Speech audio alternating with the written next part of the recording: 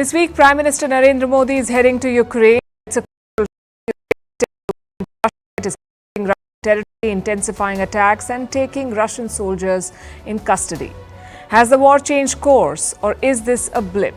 And in the middle of all of this, what is Vladimir Putin doing in Azerbaijan? We'll discuss all of that. In the Kolkata rape and murder case, doctors continue to protest. The politics continues to heat up, and the investigation is focusing on the college principal and an alleged mafia that he ran. The WHO has sounded an alarm. Should you be worried? In Pakistan, was Imran Khan duped by his wife? A new report talks about a nexus between Bushra Bibi and former ISI chief Faiz Hamid. In the South China Sea, ships from Manila and Beijing collide. The pictures are dramatic, and the prospect of what this might lead to, scary. In Malaysia, the government is backtracking on its Orangutan diplomacy. We'll explain. What's the controversy over the lateral entry of professionals in the Indian bureaucracy? What is a rare blue supermoon? How and where can you see it? And what is slow productivity? The new trend that says you achieve more by doing less. Let that be your Monday motivation. The headlines first. In the US, Republicans lodge a formal case for the impeachment of President Biden. It coincides with the opening day of the Democratic National Convention. The impeachment report accuses Biden of corruption. The charges are linked to his son Hunter's foreign business affairs. But this political move is unlikely to gain any serious traction. The US and South Korea kick off joint military drills. The exercise aims to contain nuclear armed and grave. Washington is Seoul's key security ally. More than 28,000 American troops are stationed in South Korea. Kenyan government plans to reinstate some unpopular taxes, says it will help them raise over $1 billion. In June, the taxes were scrapped after deadly protests. Kenya has a $78 billion debt. Nairobi's credit rating has been downgraded over concerns about its ability to service this debt. A luxury super yacht sinks off the coast of Sicily. At least one person has been killed and 6 others are missing. UK tech tycoon Mike Lynch is among those who are missing. The boat had 22 people on board when it was hit by a violent storm. And Imran Khan now wants to be the Chancellor of Oxford University. The former Pakistani Prime Minister has applied for the job. Since late August, Khan has been in jail. Last August, rather, he's been in jail over various corruption charges. The cricketer turned politician had studied at Oxford in the 1970s.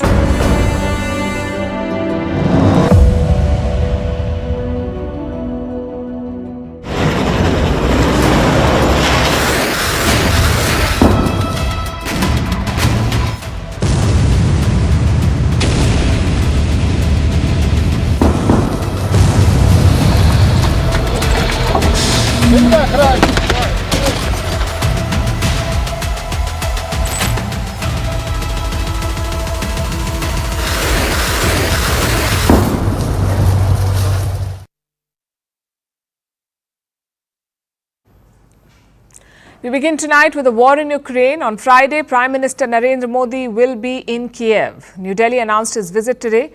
For security reasons, the specifics have not been shared.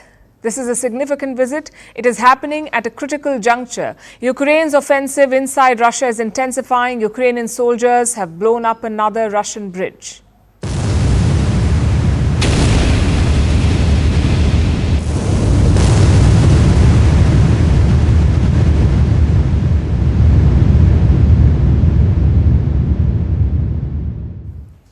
This war is also being fought on Russian territory now. This is the third Russian bridge to be destroyed in the last couple of weeks. These bridges are strategic assets for Moscow. The Russian military uses them to move troops and supplies, which is why Ukraine is targeting them. It is blowing up Russian bridges to disrupt supply routes and cripple the Russian forces. Ukraine's offensive has entered its third week, and this will set the tone for the talks between Prime Minister Modi and President Zelensky. India has been asking both sides to try and end the war, so when Modi meets Zelensky, he is expected to do the same again. Ask Ukraine to ease the tensions. And it will be a timely conversation because Ukraine has plans to escalate this conflict in a big way. Zelensky is pursuing an ambitious goal. Є за сьогодні хороші All this is more than just defense for Ukraine. It is now our primary task in defensive operations overall to destroy as much Russian war potential as possible and conduct maximum counteroffensive actions. This includes creating a buffer zone on the aggressor's territory, our operation in the Kursk region. So Ukraine wants a buffer zone inside Russia. How much territory does it already control? As of last week, nearly 1,000 square kilometers, it is a small block of Russian land in the Kursk region. Ukraine controls it and it is expanding its operations, targeting other areas close by. Ukraine has also taken Russian prisoners of war. More than 150 of them have been captured. In fact, Zelensky says the operation is not over. He plans to launch more attacks and capture more Russian territory. Meanwhile, Russian forces are fighting back. Ukrainian soldiers say they're facing stiff resistance. These are soldiers fighting inside Russian territory. Listen in. It's tough. How else could it be? But is it worth it? Yes, soon everything will be awesome. The Kursk nuclear power plant will be ours. How is the situation? In short, it's getting more difficult. The Kursk nuclear plant, that is the next target of Ukraine. It is about 60 kilometers away from Ukraine's border. Russia has already sounded an alarm. It has withdrawn staff from the facility. Russian troops are digging trenches around this nuclear plant, hoping to keep the Ukrainian troops away. If Ukraine strikes this nuclear facility in Russia, it will be a dangerous escalation. But why does Ukraine want a Russian nuclear plant? For leverage. For more than 2 years, Russia has controlled the Zaporizhzhia nuclear plant in Ukraine. This is Europe's largest nuclear facility. Russia controls it and Ukraine wants it back. But how do they force the Russians to hand it back? For that, they would need leverage. The nuclear facility in Kursk could provide that. If Ukraine takes it over, it can negotiate a swap, Kursk for Zaporizhzhia. A nuclear plant for a nuclear plant. It is a risky gamble. Converting nuclear facilities into war zones is never a good idea. The Zaporizhzhia plant has already seen a lot of fighting in the last 2 years. Now Kursk could be caught in the crossfire. The IAEA is sounding an alarm. That's the International Atomic Energy Agency, IAEA. It's the United Nations nuclear watchdog. It says the safety situation at Zaporizhzhia is deteriorating. The plant is coming under repeated attacks. Over the weekend, there was a drone strike nearby. Around a week ago, one of its cooling towers was hit. Ukraine and Russia are trading charges, both blaming each other for the strikes. The IAEA has a team of inspectors near this plant in Ukraine. Their reports are alarming. They say there have been more explosions. They keep hearing firing from machine guns time and again. And this is a very dangerous situation. The fighting in Zaporizhzhia has brought the world on the brink of a nuclear disaster. Now another nuclear plant could be dragged into this war. This is a nightmare in the making, and it could get worse because another front may open up in this war. The Ukraine-Belarus border. President Alexander Lukashenko of Belarus says Ukraine has sent more than 100,000 troops there. There are over 120,000 Ukrainian troops on the Belarusian-Ukrainian border. They are keeping them near our border. Seeing their aggressive policy, we have introduced there and placed in certain points. In case of war, they would be defense, our military along the entire border. So Lukashenko is worried about the war spilling into his country. Amid all of this, where is Vladimir Putin? He's visiting Azerbaijan. The Russian president arrived there yesterday. He met the president of Azerbaijan today. Reports say they discussed the conflict between Armenia and Azerbaijan, two former Soviet states, at loggerheads over a region called Nagorno-Karabakh. Putin has offered to end the conflict. He spoke briefly about Ukraine as well. He referred to the situation as a crisis. He said he won't let the Ukrainian incursion distract him. So does Vladimir Putin have a trump card up his sleeve? The world is waiting for his next move.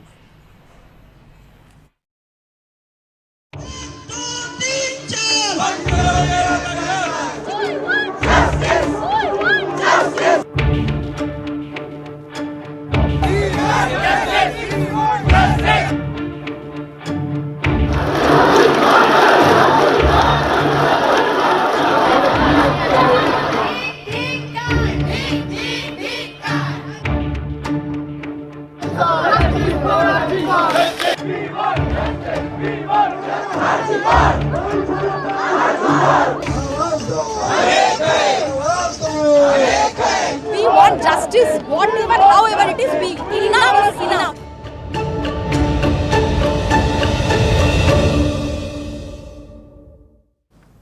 It's been more than 1 week since the horrific rape and murder in Kolkata, and the protests continue. Doctors, advocates, medical students, all of them are on the streets. In West Bengal, most trainee doctors are on strike, especially in state-run colleges. They're refusing to perform non-essential services. Same in New Delhi. Striking doctors gathered outside the health ministry today. They began offering free OPD services there, sort of like a protest clinic. In Mumbai too, medics are on strike. They want strict laws to ensure their safety at work.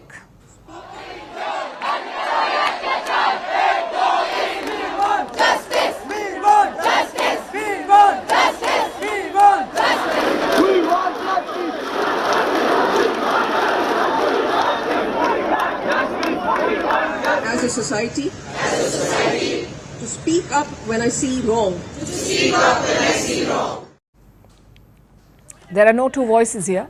The doctors have found support from all sides.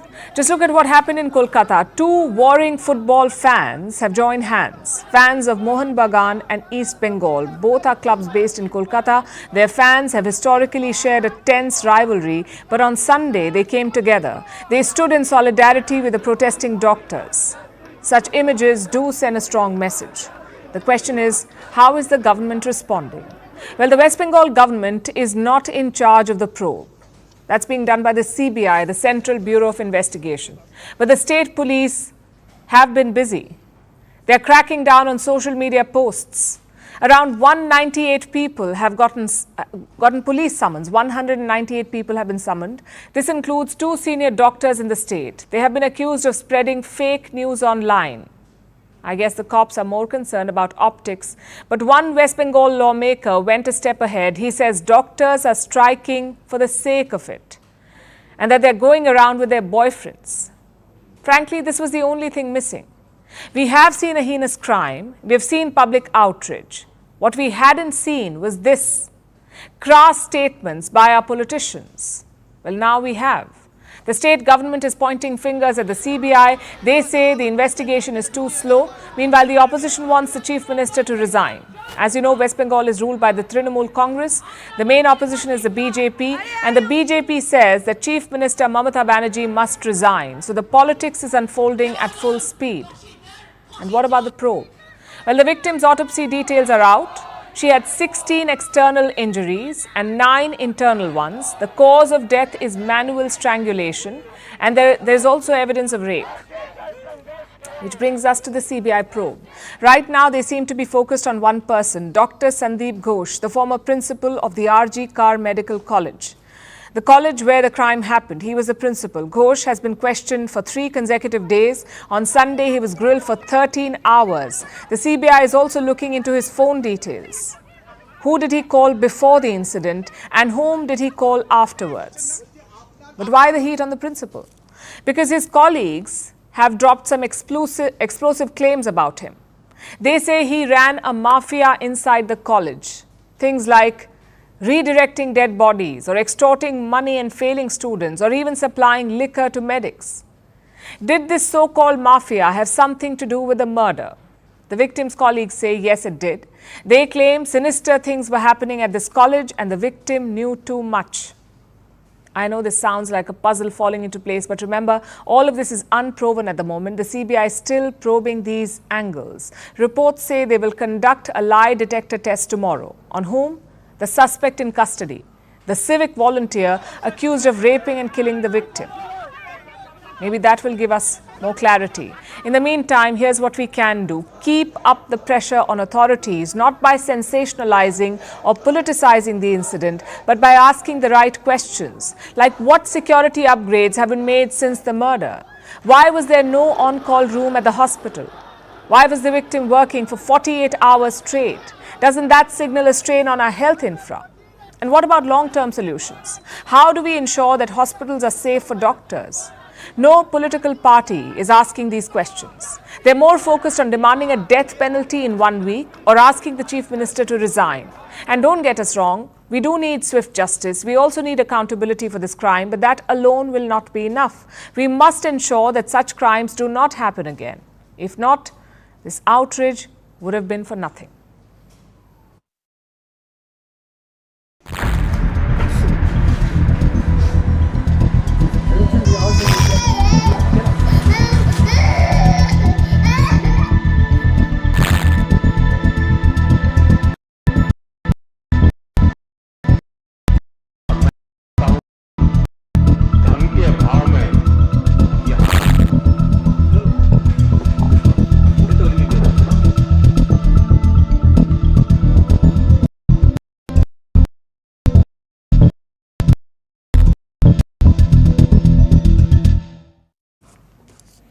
It was the summer of 2022. Countries were still recording cases of the Wuhan virus, but they had a new problem, an Mpox outbreak.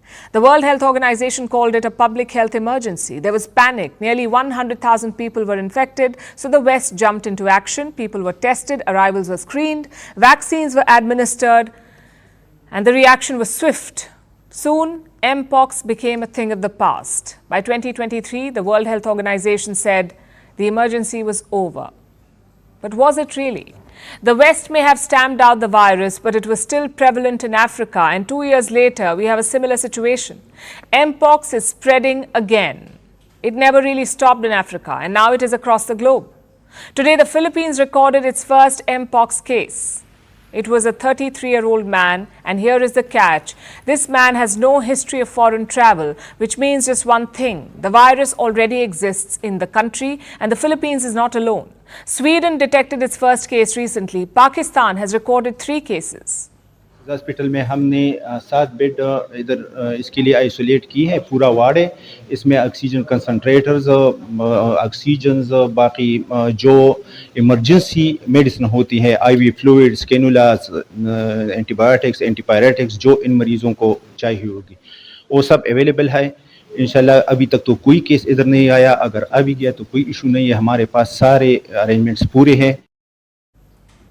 Pakistan is monitoring its arrivals, so is China. It is screening travellers, which brings us to India. Are we at risk?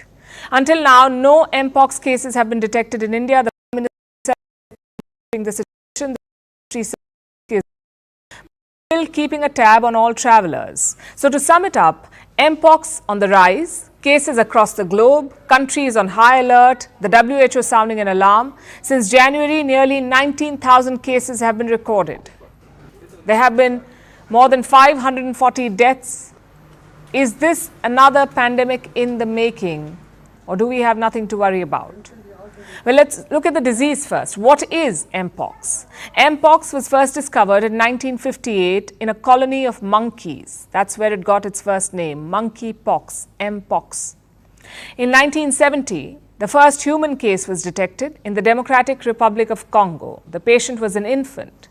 Now, this virus is zoonotic, meaning it spreads from infected animals to people. The symptoms include fever, muscle ache, and large boil-like skin lesions. In fact, it's the most obvious sign of Mpox. And how does it spread? It's usually through close contact. If you're too close to an infected person or have skin-to-skin contact, chances are you will get it. But is it deadly? Well, there are 2 subtypes to this virus, clade 1 and clade 2. In the 2022 outbreak was led by clade 2, which is less severe. The infection is usually mild. You recover in 2 to 4 weeks. But this time, it's the clade 1 variant, which is deadlier. Plus, there's also a mutation, clade 1b. It leads to death in 4% of all cases. Which brings us to the cure. How do you treat Mpox? There are no antiviral drugs. But we do have vaccines. The most common is the Bavarian Nordic's 2-dose vaccine. It is authorized for use against Mpox. Plus, there's ACAM 2000. It's a smallpox vaccine, but it is used as a cross shot, meaning it works for Mpox too. Now, countries already stockpile ACAM 2000 for national security. You see, we eradicated smallpox in 1980. The world eradicated it. But if it ever resurfaces, the vaccine can be used, which is why countries store it. And not just this one, nations usually stockpile all kinds of smallpox shots. Most of these can be used against Mpox. But here's the problem. None of these vaccines is in Africa. Would not recommend a general vaccination campaign for the general population or at-risk populations at this stage. It is also clear that the vaccines that are available globally are urgently needed in Africa, are urgently needed in regions where the virus currently is spreading, and there is a severe shortage of vaccines. Mpox broke out in Africa. It's an endemic in the continent. The DRC, the Democratic Republic of Congo, has recorded more than 15,000 cases. The virus spread to Burundi, Cameroon, Congo, Rwanda, South Africa, Kenya and Uganda. So it's all over the continent. Yes, yet they don't have the vaccines. And this is not the first time that Africa has been left out. By 2022, you would remember, all wealthy nations had Wuhan virus vaccines. Half of the world's population had been vaccinated, but Africa was left behind. Only 15% Africans were vaccinated. 2 years on, we haven't learned our lesson clearly. Mpox is not too contagious. We have the vaccines. It's a disease that can be easily controlled. It should have been contained with regular testing and vaccination. Yet, the world botched up. To avoid a repeat, the West must stop hoarding vaccines. Until Africa gets them, the world will always be at risk. No one's safe until everyone's safe. We learned this the hard way during the pandemic. It's time to put that in practice.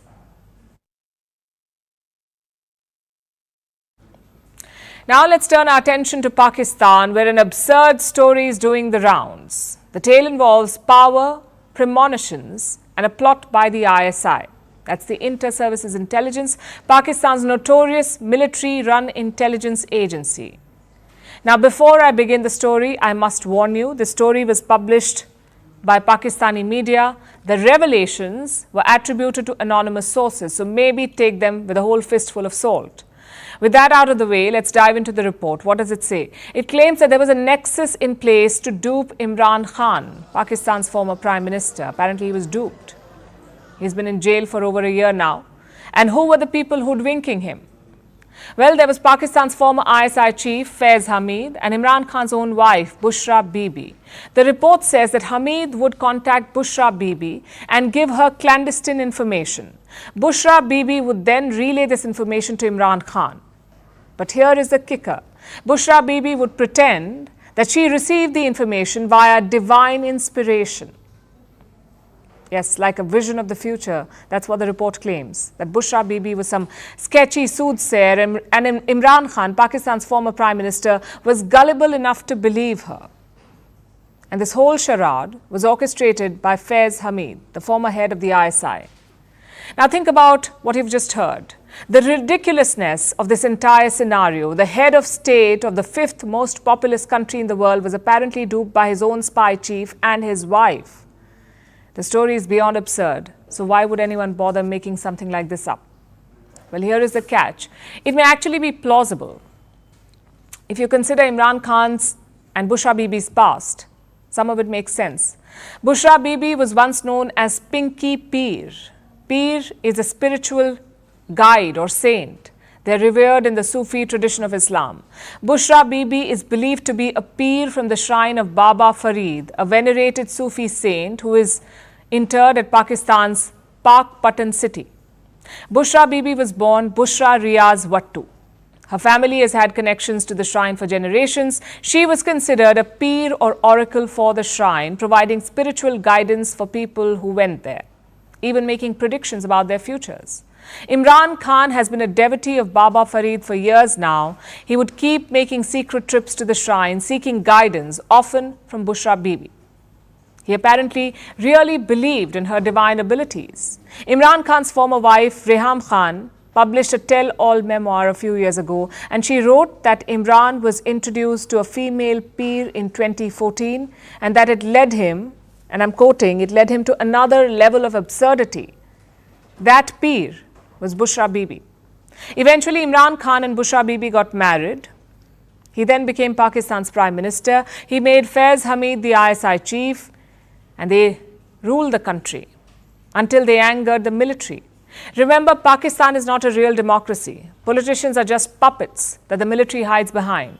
And it seems that Imran Khan, Bushra Bibi and Faiz Hamid annoyed the real people in charge. Imran Khan was ousted from his post in 2022. He was imprisoned last August. He's been in jail ever since. No matter how many times he gets bail, a new criminal case magically appears and he stays in the slammer. This happened again today.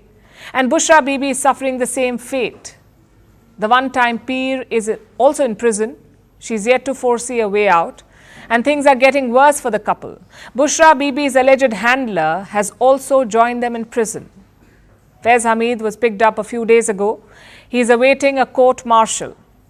Imran Khan fears that Hamid will be made to testify against him. And if the new reports are true, Bushra Bibi will also be wary of what Hamid might say. So that is the situation in Pakistan right now. An imprisoned former Prime Minister, a purported seer in shackles, and a dubious former spy chief with strange designs on power. You can't make this up. Anywhere else, this would be a scandal. But in the junta-run Pakistan, it's just a regular Monday.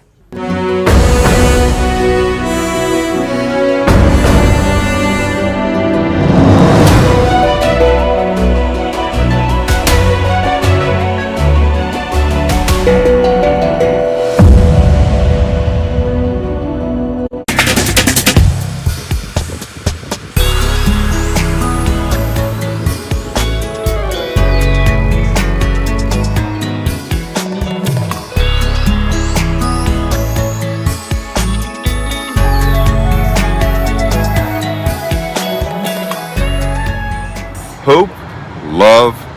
All right, now I want to see this country progress. That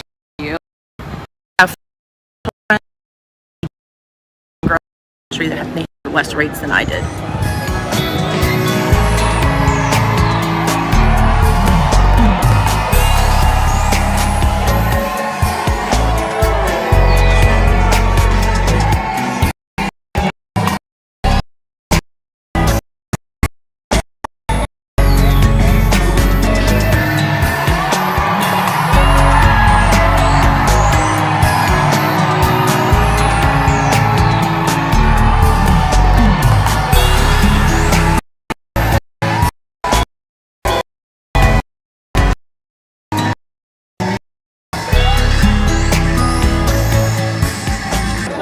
I grew up in the 70s. We had no rights.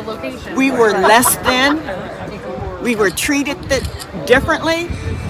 And to see a woman like her, who is not only a woman of color of different nationalities, rise above all the stuff that I had to go through, it's amazing.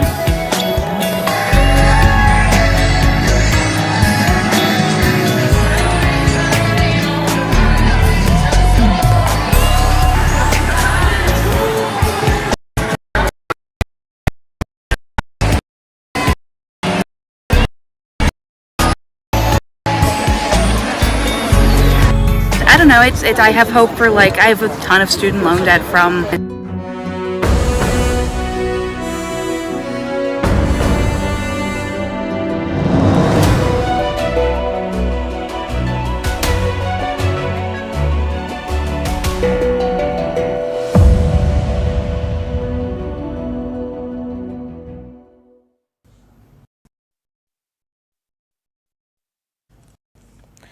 On to Bangladesh now. The problem will now investigate Sheikh Hasina. She has been accused of mass murder of students during the anti-government protests held recently. The legal scrutiny is intensifying against her party, the Awami League 2. A writ petition has been filed to ban this party. The student protesters sense an opportunity here. They want to fill the political vacuum in Bangladesh by forming a new political party. Our next report tells you more. Awami League and Sheikh Hasina want symbol stability in Bangladesh. But today, the party that was born out of the freedom struggle faces the scenario of a total collapse.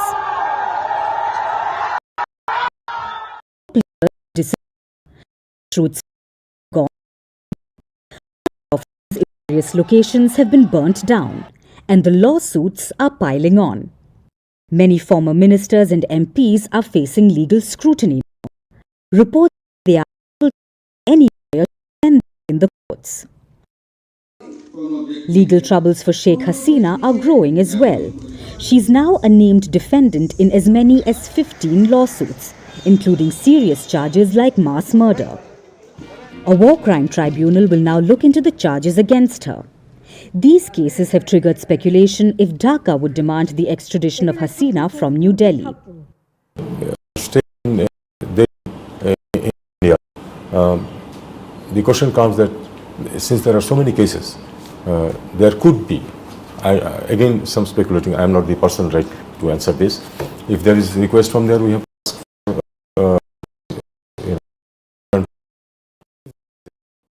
One more suit was filed before a high court in Bangladesh. It calls for a ban on the Awami League and demands that Sheikh Hasina's name should be removed from every state institution that's named after her. The judges will determine the direction of these lawsuits. But Muhammad Yunus, the chief advisor of Bangladesh, has already issued an indictment against Hasina. The caretaker leader has accused her of compromising every institution in Bangladesh. Sheikh Hasina dictatorship destroyed every institution of the country. Judiciary is broken.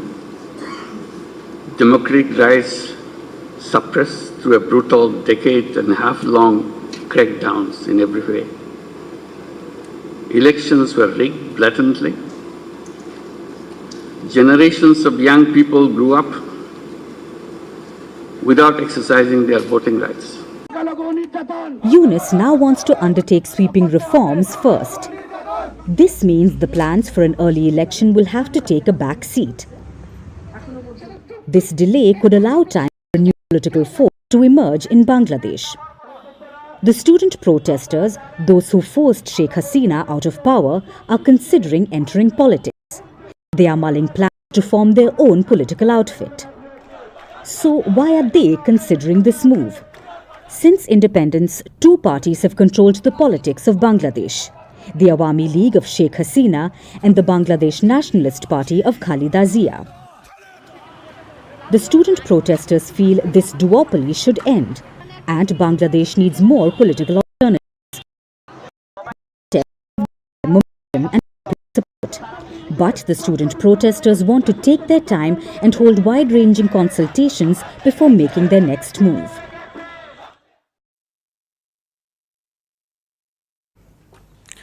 Things are heating up in the South China Sea. We've seen multiple naval skirmishes recently. Today we saw another one. It involves the same two players, China and the Philippines. Their ships collided with each other earlier today. Let's pull up the map first. The incident happened near the Sabina Shoal, a part of the disputed Spratly Islands. Two Philippine ships were sailing in those waters today. Manila says Chinese Coast Guard vessels attacked them. They rammed into both Philippine ships. Beijing has released a video of the incident. Take a look.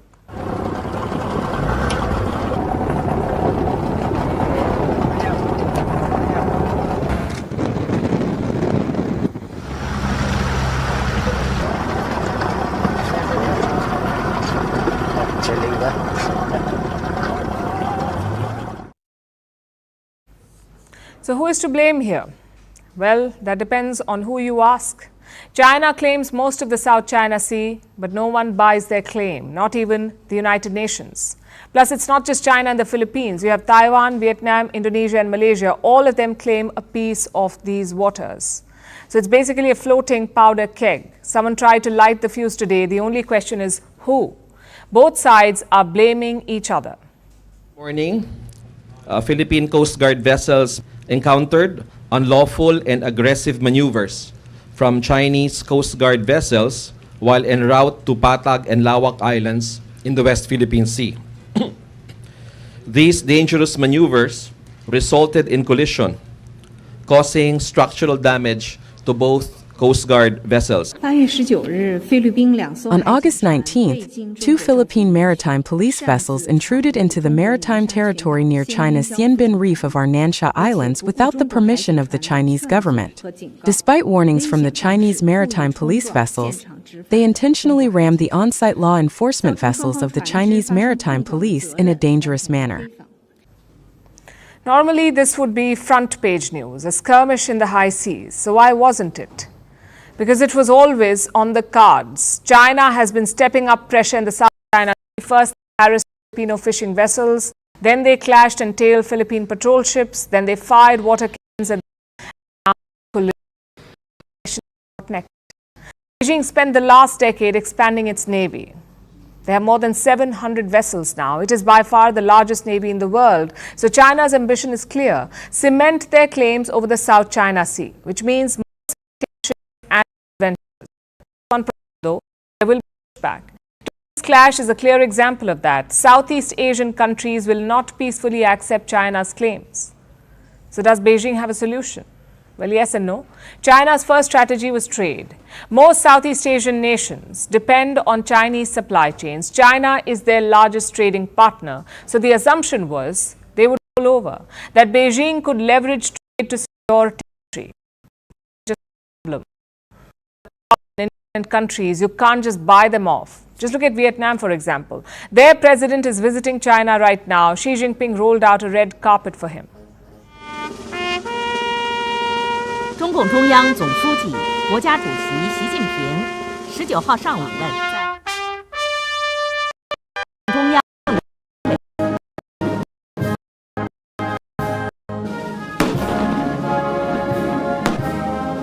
检阅中国人民解放军仪仗队。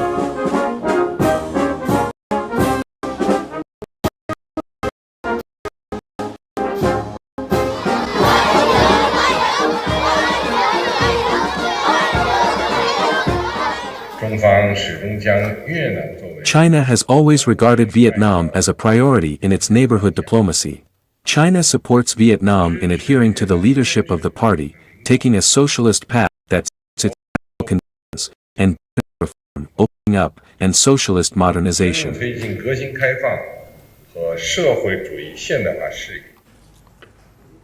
Vietnam got a new president in May 2024. This is his first foreign trip after taking office and looks like it went well. He signed 14 deals with Xi Jinping. He also got a grand welcome at the Great Hall.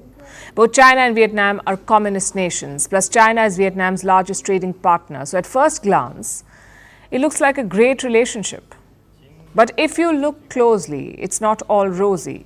Both Vietnam and China claim ownership of the Spratly Islands. Vietnam is building artificial islands there. They're actively undermining Chinese claims. Same with the Philippines. China remains their largest trading partner, but they clash over territory. Of course, each country has a different response. Vietnam is not taking China on directly, but they are diversifying. Vietnam upgraded its relations with the US last year. Their Prime Minister visited India last month. So Hanoi is keeping its options open. The Philippines has taken a more blunt approach, perhaps because of the US. Manila is a treaty ally of Washington. US President Joe Biden has promised to defend the Philippines from aggression. Maybe that explains their confidence. Both these countries face the same problem, Chinese expansionism, but their response is different. The question is, for how much longer? So far, these clashes have not resulted in deaths, minor injuries, but no deaths. But at this rate, who knows? China is on the age-old rule of politics that trade can prevent conflicts. But every country has red lines. You can't ask governments to ignore expansionism for trade. It never plays well with the domestic audience. So Beijing is playing a dangerous game in the South China Sea. It has rolled in a barrel filled with gunpowder. It is now sitting atop with a matchstick. One wrong move could set things off. Our next is about Malaysia and their orangutan diplomacy. An orangutan is a great ape, almost human-like in intelligence, and indigenous to just Malaysia, Indonesia and Brunei. Malaysia had initially planned to gift orangutans to countries who purchased palm oil from them. It would have been their version of animal diplomacy, similar to how China gifts pandas to some countries. But yesterday there was a U-turn. After weeks of hue and cry by conservationists, Malaysia is backtracking on its orangutan diplomacy plan. Instead of gifting the great apes, it now plans to partner with some countries to conserve the animals at home. Here's our report. I have decided that our orangutan diplomacy means the orangutans cannot leave their natural habitat. We have to if we wish to collaborate in ensuring that the orangutans are protected and preserved forever, we invite them to come and participate in the conservation of their natural habitat here. That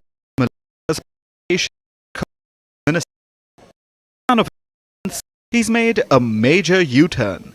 In May this year, the same minister had made an announcement. He had come up with a scheme to boost Malaysia's oil that to adopt orangutans. These great apes are found only on 2 islands in the world, the island of Sumatra in Indonesia and the island of Borneo, which is divided between Indonesia, Malaysia and Brunei. Orangutans are considered critically endangered. There are barely about 100,000 left. These animals have been dying due to deforestation caused by the palm oil industry. Malaysia and Indonesia are the world's largest exporters of palm oil. They depend on it for economic growth. In 2022, about 5% of Malaysia's GDP came from palm oil sector. So it's crucial for the country. Palm oil comes from oil palm trees. To make room for these trees, Malaysia has been cutting down its natural rainforests and replacing them with oil palm plantations. This has led to a loss of natural habitats, and that is why they are fast disappearing. In May, Malaysia's plantations minister came up with his controversial orangutan diplomacy plan. He wanted to give the animals to countries that were importing palm oil. Therefore, but remember, these are endangered animals. Removing them from their homes may further harm them, which is why the plan was panned by conservationists. So the Malaysian government is tweaking the plan. Instead of shutting the apes off, it'll work to conserve them at home. Palm oil buyers will now be given an option to help in orangutan conservation by adopting them and donating money for their well-being. Once we know where are the forests, the small forest patches, and where we have orangutans, we can start the forest, explain them why it's important to create corridors of forest, where to set them up, and so forth. To do that, we need funding. The new scheme may help bring in conservation funds, but it doesn't really address the root cause of the problem. Palm oil exports will continue. More forests may get destroyed to make way for oil palm plantations, and orangutans will keep dying. The new orangutan diplomacy scheme seems to just be delaying their demise. It offers importers a chance to feel better about themselves, while they continue to indirectly fuel the orangutan's extinction.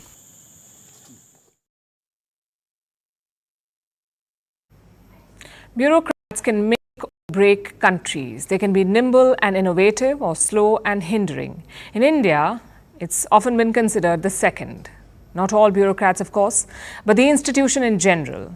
It's often seen as rigid and old-fashioned. So the government has been pushing a solution: lateral entries. Normally, the central bureaucracy is made up of career service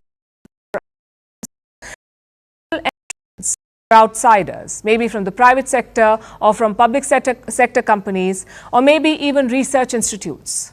And the idea is quite simple. These outsiders bring in a lot of experience and domain knowledge, something that career bureaucrats may lack. The first such appointment was made in 2018, and since then 63 lateral appointments have been made.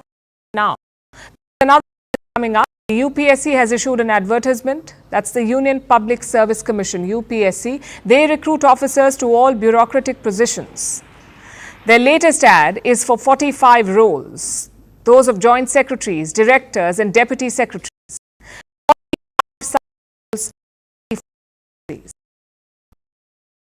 give you an idea, a joint secretary is the third highest rank in a department. So these are not paper pushers, these are decision-making roles. The hope is that these lateral entrants will bring fresh ideas. But it's not a done deal yet because the opposition is against this policy. They have called it an attack on Dalits, OBCs and Adivasis. Again, explanations are in order. Normally, UPSC recruitments are subject to reservation. Seats are reserved for certain groups, like 27% for OBCs and 15% for scheduled castes. But not in lateral appointments. There is no quota in this system. So the appointment is purely based on merit. And why is that? Because technically, this is not a mass recruitment. Yes, 45 jobs are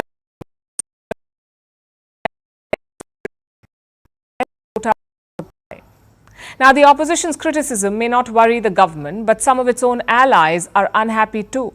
Like Chirag Paswan of the Lok Janashakti Party, he's called it a completely wrong decision and he plans to take it up with the government. So are these objections purely political? To answer that, let's first focus on the pro and con lateral entry. Two advantages clearly stand out. First is manpower. The central government needs more than 1,400 IAS officers. They need more than 1,400 officers. That is the required strength. And how many do they actually have? 442.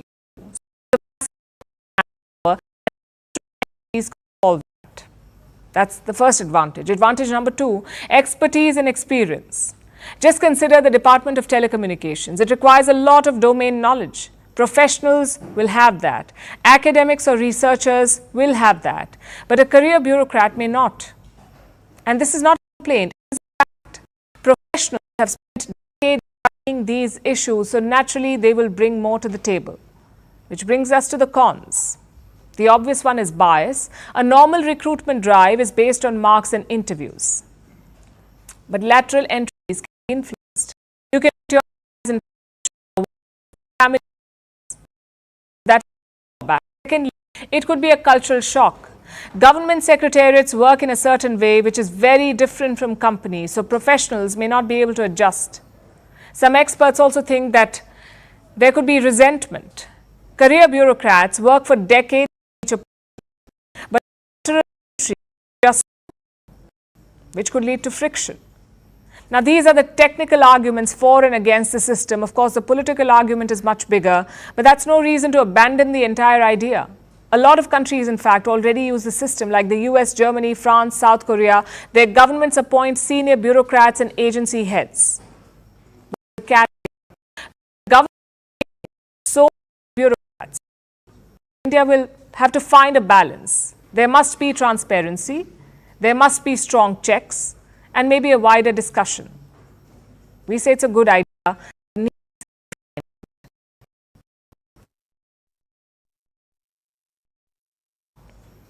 Tonight will be a treat for sky gazers. If it's already dark where you are, try looking out at the skies. You may witness what's called a rare blue supermoon. It combines two lunar events, the rare appearance of blue moon and the impressive sight of a supermoon. But what are these events and why do they hold such fascination?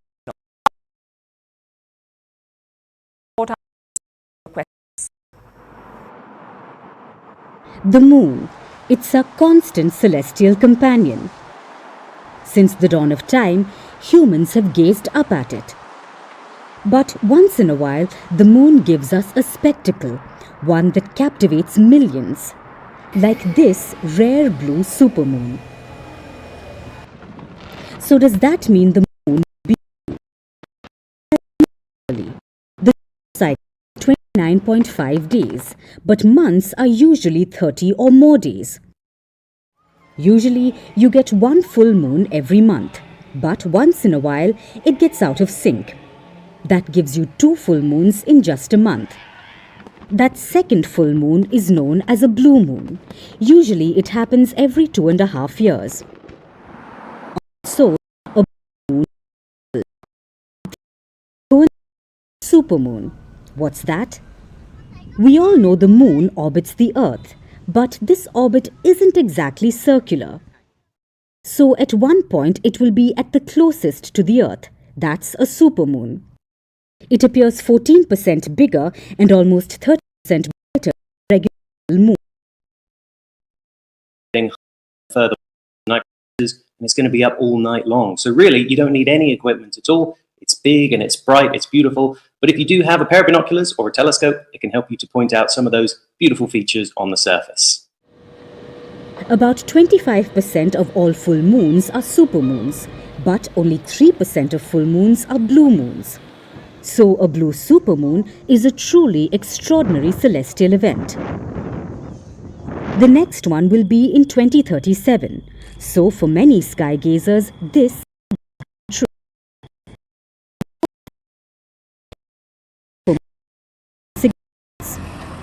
For ancient civilizations, the moon was more than a celestial body. It was a thing of myth, a timekeeper and a symbol of fertility.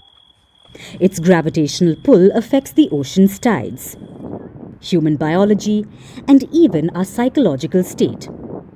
So a blue supermoon was viewed as extraordinary, worthy of rituals and celebrations. We've come a long way since then. The moon has become a frontier of exploration.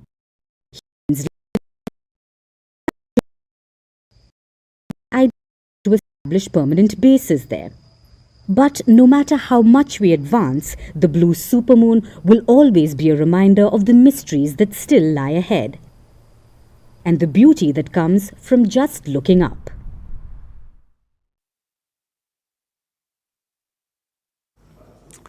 Do you want more? More money, more success, more joy?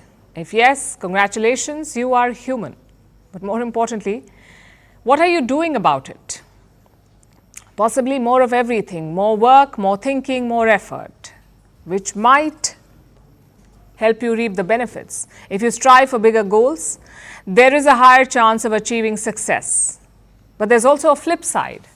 The improvements are endless, the tasks are ceaseless, and they come with side effects like burnout. Today, 1 in 4 workers are burnt out the world over. So what if we go the opposite way? Could doing less be the key to achieving more? It's a new week and we have a new term for you. Slow productivity. Apparently it is all the rage. From books to TikToks, it is the new buzzword for productivity gurus and Gen Z workers alike. So what is slow productivity? It refers to producing high quality work but working less. I know it sounds contradictory, so let's break this down for you. Slow productivity has 3 tenets. 1, do fewer things. 2, work at your natural pace. And 3, focus on quality. Sounds like a lazy person's fantasy, but just think about it. We seem to work all the time. We're always on, checking emails, attending Zoom calls. But are we productive? Well, according to data, not particularly. 37% of Gen Z workers have low productivity, so do 30% of millennials and 22% of Gen X. So if we're busy all the time, why aren't we getting more work done? Because we tend to focus on busy work, small, relatively less important tasks that seem urgent in the moment. They take up your time and energy, but offer little in return. For example, workers spend 2 whole days a week on meetings and emails, and when we are even checking those emails, we are doom scrolling on our phones. An average person spends about 3 hours doing this every day, so we are busy without really getting work done. Is slowing down and doing less the answer? Experts say it is. Your capacity to deliver. It can boost your performance, it can increase your ability to concentrate. So how do you slow down? Doing lesser while carefully choosing what to do and doing it at your own pace. Now, slow productivity may be a new term, but the concept has existed forever. Its proponents include famous scientists like Galileo Galilei, Isaac Newton, and Marie Curie. They shaped the world of science, but they were known to work at their own pace and include periods of rest during their research. So why don't we do it? Why do we need fancy terms and TikTok trends to learn how to prioritize? Because it is not easy. Most of us lead full lives packed with careers, chores, children, social obligations, and so on. So we are juggling work with caring responsibilities at home. And we try to do all of it all the time. Also, often things are not in our control. For instance, a lawyer cannot necessarily push a court date.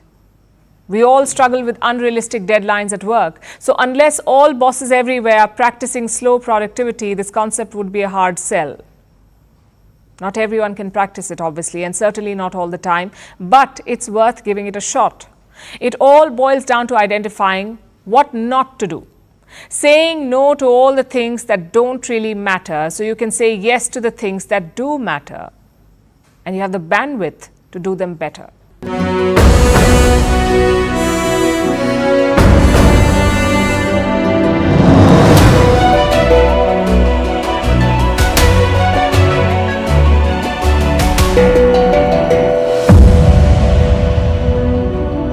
It's just like, I don't know if I'll ever pay that off, and it's nice to know that, like, if Harris wins, that she would hopefully look out for me. I know Trump. It's nice to know that my interest and my ability to move upward to society as a professional and as a person hopefully will be more secure with Harris.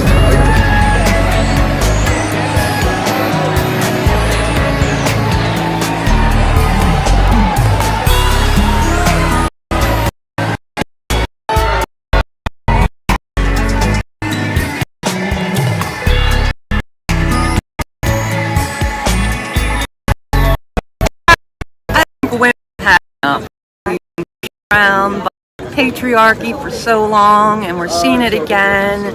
They took away Roe v. Wade.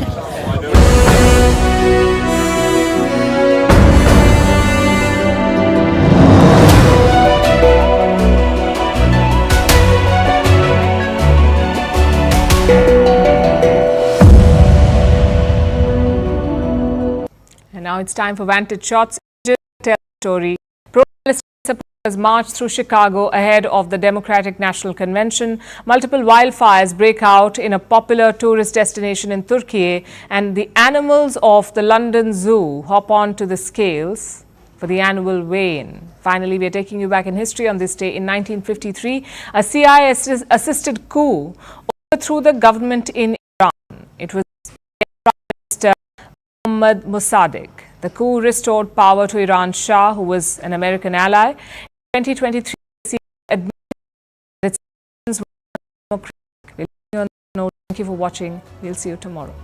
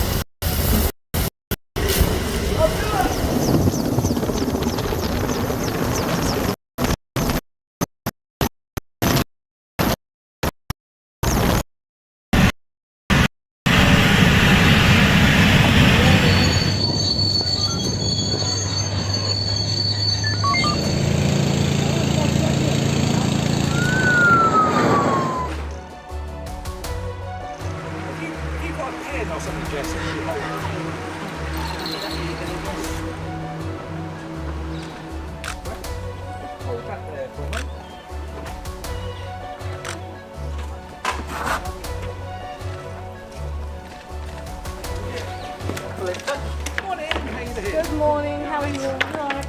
That's great.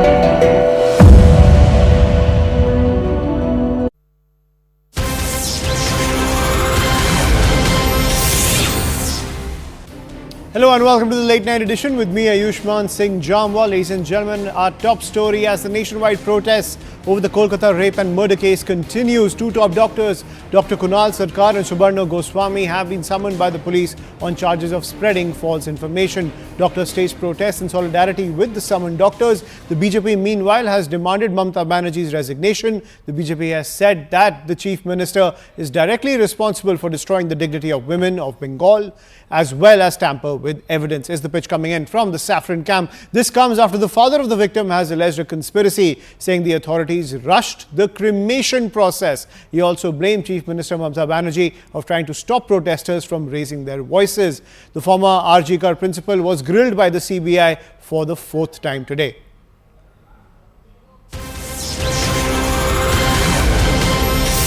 Now we're getting details of the CBI investigation into the Kolkata rape and murder that has shaken the consciousness of this entire country, ladies and gentlemen. Now what we're learning is that the CBI team at the RG Kar Medical College and Hospital is trying to recreate accused Sanjay Roy's movements on the morning of August 8th, the day of the crime. The CBI team visited the trauma center, the operation theatre, the and the MRI. These visited Sanjay Roy on the 8th of August is the piece of breaking news that we are getting. The CBI trying to recreate the movements of Sanjay Roy on the morning of August 8th, the day when the crime took place, where a junior doctor was brutalized.